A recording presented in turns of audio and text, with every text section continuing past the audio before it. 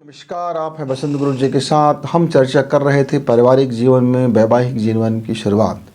वैवाहिक जीवन की जब हम शुरुआत करते हैं तो क्यों गाड़ी हिचकोले खाने लगती है। तो मित्रों, जब भी आप शादी करें, 24 साल में करें, 20 साल में करें, 30 साल में करें या फिर जीवन के किसी पड़ाव में करें, उसके लिए पहले आपको मानसिक तैयारी ज़रूरी है।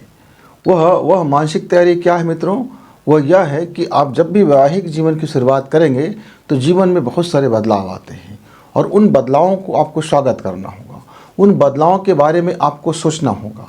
बिना सोचे यदि आपने अपनी मैरिज लाइफ स्टार्ट करते हैं तो निश्चित तौर से कहीं न कहीं गड़बड़ होता है। मान लीजिए आपका विवाह हो गया, अब खर्चे को लेकर के घर में तकरार हो सकता है, बड़ी झगड़े हो सकते हैं, क्योंकि आपने अपनी शौक़ के लिए, आपने अपने दोस्तों को दिखाने के लिए, आपने अपने मस्तीखोरी के लिए आपने गाहे बेगाहे कुछ भी खर्चा कर दिए। घर वाले यदि तैयार नहीं थे, वो कर्ज का बोझ बढ़ गया। मान लीजिए आपका कर्ज का बोझ भी नहीं बढ़ा, लेकिन कुछ ऐसे खर्च हो गए जिससे घर में बड़ी तनाव आ गया। तो पहले सोच लीजिए इसको। जो मैरिज है वो सिर्फ आपकी मसला नहीं है, सिर्फ आप उसमें अकेले प्रभावित नहीं होते हैं। मैरिज मतलब आप ही नहीं कर रहे हैं, करने के लिए तो केवल आप कर रहे हैं, एक लड़का एक लड़की, लेकिन एक लड़का के पीछे उसका पूरा परिवार होता है, पूरा रिश्तेदार होता है, उसका समाज होता है, उस देश, वो जिस संस्कृति से ताल्लुक़ रखते हैं वो संस्कृति होता है, जिस परंपरा से ताल्लुक़ रखते हैं वो परंपरा होते हैं। यानी उसके पीछे पूरा का पूरा एक फ्यूचर खड़ा होता है, उसका पूरा का पूरा एक पास्ट होता है और उसका वर्तमान भी होता है। और उसी तरह से एक लड़की वाले का, आप केवल एक लड़के से विवाह नहीं कर रहे हैं, उस लड़के के डीएनए में जो उनके पास्ट में हैं, आप वो उससे प्रभावित होगा, उनका वर्तमान से आप प्रभावित होंगे और उनके फैमिली के फ्यूचर से भी आप प्रभावित होंगे। तो मित्रों, आप जब छोटी निगाह से देखते हैं ना कि एक लड़का एक लड़की को पसंद कर लिया और हम दोनों का विवाह हो गया, अब इससे एक दूसरे को क्या मतलब है। मेरा विवाह हो रहा है तो इसका निर्णय मैं लूँ, मेरा विवाह हो रहा है तो इसकी मेरी रिस्पॉन्सिबिलिटी है, मेरा विवाह हो रहा है तो मैं जैसी चाहूँ वैसी सोच लूँ। ऐसा नहीं होता मित्र। किसी भी देश में जाइए, चाहे पाश्चात्य देश में हो या फिर आपका भारत देश में हो, और ख़ासकर भारत में तो इसकी बहुत बड़ी कल्चर है। विवाह एक उत्सव है, विवाह एक परंपरा है, विवाह एक संस्कार है।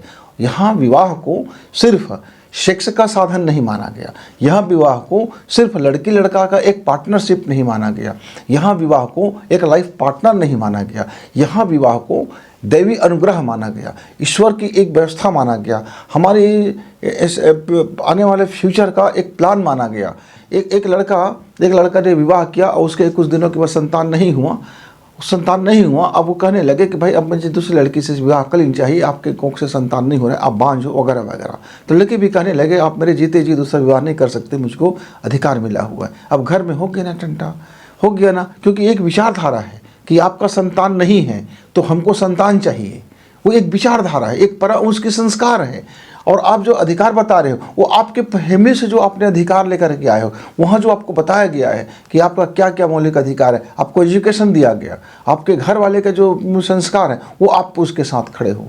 तो जो संस्कारों की जब टकराहट होगा तो घर में बड़ी बात हो जाती है मित्रों। तो विवाह में आप ज़रा सोचिए कि आपको बदलना पड़ेगा। तो मानसिक बदलाव सबसे पहले ज़रूरी कि आप विवाह से पहले आपको अपने घर में क्या क्या बदलाव लगेगा, कि मम्मी का व्यवहार कैसा होगा, पापा अपने में क्या बदलाव लाएंगे, भाई बहन अपने में क्या बदलाव लाएंगे, रिश्तेदारियों के बीच में आपका क्या बदलाव होगा, और आप उस लड़की का कितना तक सपोर्ट करोगे, किस उस बदलाव में वो आपको एक्सेप्ट कर ले।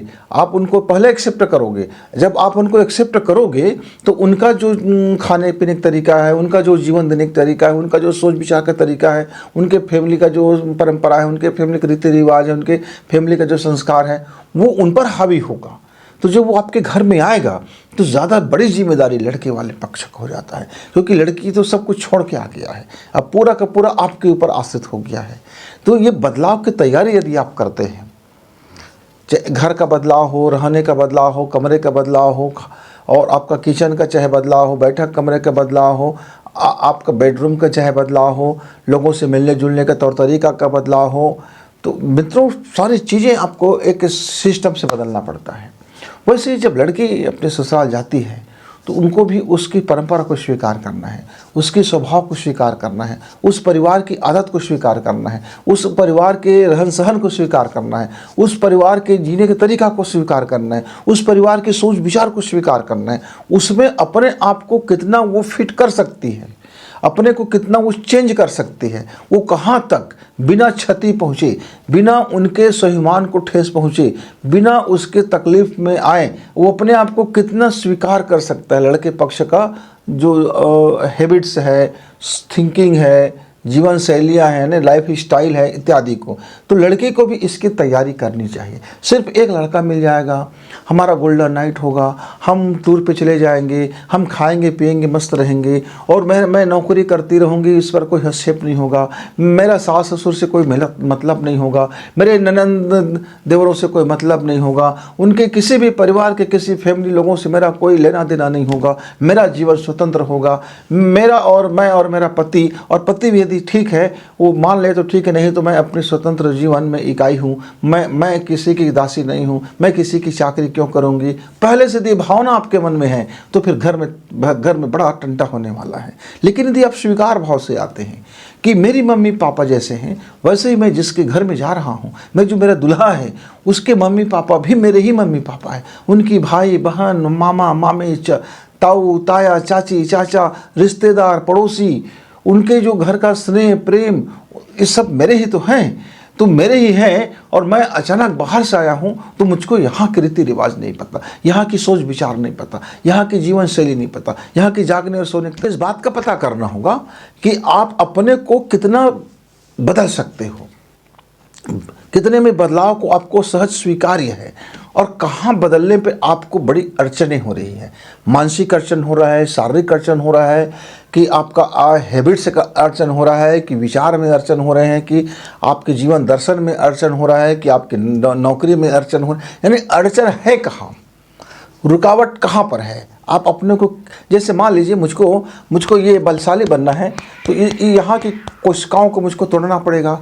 अब मैं ऐसा नहीं है कि मैं यहाँ एक लठ ले लूँ और इसको मारने लग जाऊँ और मैं कहूँगा मैं बलशाली हो जाऊँगा, ऐसा नहीं। तो मुझको इसके लिए वर्जिश करना पड़ेगा, कसरत करना पड़ेगा, भार उठाना पड़ेगा, और यहाँ भार उठा करके एक निश्चित मात्रा में अनुपात में भार उठा करके मुझको उसके अनुरूप प्रोटीन भी लेना पड़ेगा, ताकि मेरी जब कोशिकाएँ टूटेंगे तो मुझे मेरे शरीर में जो दर्द होगा, एक फीवर होगा, एक परेशानी आएगा, लेकिन मैं अपने लक्ष्य को प्राप्त कर लूँगा वर्जिश करके। ऐसे ही मित्रों, जब हम नए जब शादीशुदा जिंदगी होता है, चाहे किसी भी का हो, 99% लोगों की बात कर रहा हूँ मैं मित्र, कोई 1% व्यक्ति होगा सौभाग्यशाली कि दोनों पक्ष को कोई किसी प्रकार के समझौता करना नहीं पड़ा, दोनों को किसी प्रकार का आदत में बदलाव करना नहीं पड़ा, दोनों को अपने अपने जीवन शैली में बदलाव नहीं करना पड़ा, दोनों को किसी बात की फिक्र करना नहीं पड़ा, और उनका जीवन जस के तस, जैसे वो पहले लड़के अपने मायके में था वैसे वो ससुराल में भी है, और जो लड़का जो पहले लड़की आने से पहले जो उनका जीवन था वो अब भी वैसे ही जीवन है। ऐसा कोई बिरले ही होगा, नहीं तो 99% जो आम लोगों की बात है मैं वो बात कर रहा हूँ। तो वैवाहिक जीवन में यदि आप पहले से मेंटली तैयार हैं, आपने पहले से प्री प्लानिंग कर लिया है, अपने आप को बदलने की एक योजना बना ली है, और उस बदलाव में धीरे धीरे जब बदलाव की योजना बन जाता है तो फिर वो घर परिवार नए संबंधों को स्वीकार लेते हैं, और बढ़िया प्रेम पूर्वक वो जीवन चलता है मित्र। फिर वो टेढ़ी खीर नहीं रह जाता विवाह को निभाना। जहाँ हम ये तैयारी नहीं करते हैं वहीं ये बड़ी मुसीबत हो जाती है। अब बाय द वे, आपने पहले तैयारी नहीं किया, भूल हो गया, चूक हो गया, पढ़े लिखे हो गया भूल, सारा कुछ है, घर में सियान है, बुजुर्ग है, पर हो गया चूक, तो जब जागे तभी सवेरा। तो आप जब दोनों के बीच में टकराहट आने लगे, वैचारिक टकराहट आने लगे, दोनों की समझ में टकराहट आने लगे, दोनों की जीवन शैली में टकराहट आने लगे, दोनों की सोचने के ढंग में टकराहट आने लगे, यानी अब आपका फाइटिंग होने लगा, तब तो सोचिए कि वास्तव में हमने एक दूसरे को बदलने के लिए स्वीकार नहीं किया है, ये मसला जड़ है। यदि हम एक दूसरे को पहले बदलने के लिए स्वीकार कर लेते तो ये नौबत नहीं आता। तो क्या हम अपने को एक दूसरे को कितना हम बदल सकते हैं, मैं अपने आप को कितना बदल सकता हूँ। यानी लड़का भी सोचे कि मेरा परिवार अपने आप को कितना चेंज कर सकता है, और लड़की भी सोचे कि मैं अपने आप को किस हद तक बदल सकती हूँ, और क्या मैं इस परिस्थिति में, हम दोनों जो बदलने वाले के जो समय है उसको समय देना पड़ेगा, उसके लिए कुछ वक्त देना पड़ता है, और धीरे धीरे फिर चेंज होता है मित्र, और चेंज होकर के फिर कोई नया चीज़ बनता है। आपने कभी आपने दूध में कोई चीज़ मिलाते हैं तो उसको उबालना पड़ जाता है ताकि ठीक से मिल जाए, और कई बार आपने होम्योपैथ दवा दिए देखे होंगे कि जब दो दवाओं का योग करना होता है तो उसको बार बार इस तरह से हथेली में हिलाया जाता है, एक चोट दी जाती है। क्यों? ताकि वो जो उसका जो दवा है वो ठीक से घुल मिल जाए, और कुछ वक्त देना पड़ता है, उसके बाद हो जाता है। अब बड़ी बड़ी जितने भी औषधि बनते हैं उसको मिलाने में थोड़ा वक्त लगता है, दही को जमने में वक्त लगता है, दूध को पकने में वक्त लगता है, मक्खन को निकलने में वक्त लगता है, घी को बनने में वक्त लगता है मित्रों, औषधि को तैयार होने में वक्त लगता है, जीवन को समझने में वक्त लगता है, एक दूसरे को समझने में वक्त लगता है। सारी जगह एक वक्त है, एक सीमा है, एक समय सीमा है, पर एक समय दीजिए अपने को, समझ को, विचार को, जीवन को। तो समय देने करके यदि आप देखते हैं, जागे हुए देखते हैं, सजगता से देखते हैं, ध्यान से देखते हैं, तो फिर आपके जीवन चल पड़ा, फिर आपका वैवाहिक जीवन सुंदर हो पड़ा,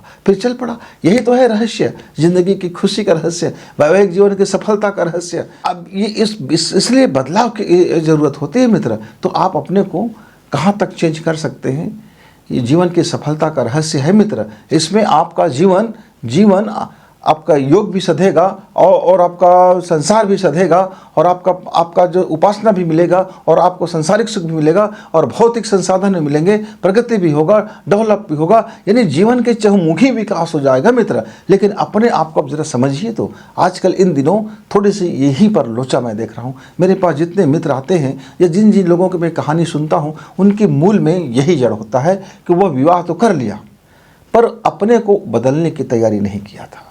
जब बदलने को तैयार नहीं किया था तो अब बदलाव को तैयार नहीं है, और जब बदलाव को तैयार नहीं है तब स्वाभाविक रूप से है, जब आदमी तैयार ही नहीं है,